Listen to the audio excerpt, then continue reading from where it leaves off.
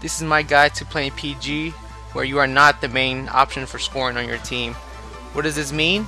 It means that your main job is to pass the ball and facilitate the offense.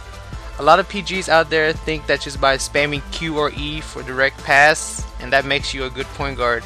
This is wrong. There's a lot more to it than that. I am making this guide because there are so many bad PGs out there. One, they don't know what they're doing, and that in turn hurts their score. And number two, they are actually shooting guards in disguise. Okay, the first thing I'm going to talk about is passing. I'm going to assume that all of you out there have the direct pass skill when you're a PG. But before I get into the details, I just want to add that PG is the only position that should be using direct pass. I never want to see a regular G or an SG using this skill. Why? Because if you direct pass with any other positions other than a PG, your passes will not have the through pass effect on them. I hope you all know how important through pass is, so if you are not a PG, please use regular passing. Okay, I would presume that you are playing with a decent player that knows how to score. Whether it is cookie or breaking, any decent scorer will adjust to your passing, so it is your responsibility to keep your pass timing or pattern consistent. Your scorer should let you know what speed he or she wants your passes to be at. If they don't, you can kind of tell by watching how they play. If they're slow at changing direction to get open, then you need to slow down your passes. If your passes are getting to them after they change direction, then you need to speed it up.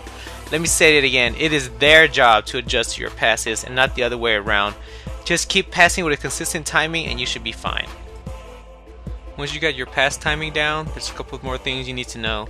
How to pass, when to pass, distance to pass, and what to do after passing. You should try to face the person who will be receiving the ball when passing to them. This creates a more fluid pass, which makes for a better cookie. Never pass the ball to anyone when they are stuck and cannot move. You do not want them to receive the ball when they are being faced up because that is a sure turnover. Only pass the ball when you see they have some room to maneuver. Another thing would be to never pass half court. Try to be as close to the other person as possible, but not so close where you clog up their running lanes. Just ask yourself this: can I see the other person on my screen?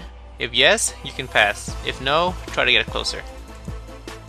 What you do after passing is very important. This is where most PG fail. After passing, if you know your scorer will try to shoot the ball, immediately get close to him or her and get ready to do block recovery. Block recovery is when you dive for the ball if your scorer gets blocked. This will prevent a turnover and give your team more possessions. I suggest you do dive training game in single player. This will help you out if you are bad at diving.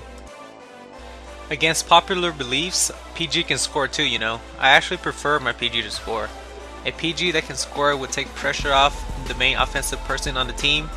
This does not mean you are a shooting guard that will shoot everything and try to break anyone that comes close to you. Your main job is still to pass. However, you should shoot all open shots and sometimes mix in a cookie 3 when your defender least expects it. There will be many times when your defender will leave you to go double team their scorer on your team. This is where you make them pay for leaving you. So that's how you become a good PG. Learn to pass, play good defense, learn to block recovery, and learn when to shoot. If you can do all of these things, then you will have many friends in FSB, since there are like 80% of bad PGs out there. And that is my PG guide. As always, please visit my site at Khoa.com for more tutorials. Thanks for listening.